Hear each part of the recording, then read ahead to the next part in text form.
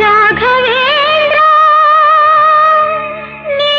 ಮೌನವಾದರೆ ನನ್ನ ಗತಿಯೇನು ನಿನ್ನ ಕರುಣೆಯ ಜ್ಯೋತಿ ಬಾಳ ಬೆಳಗುವ ತನಕ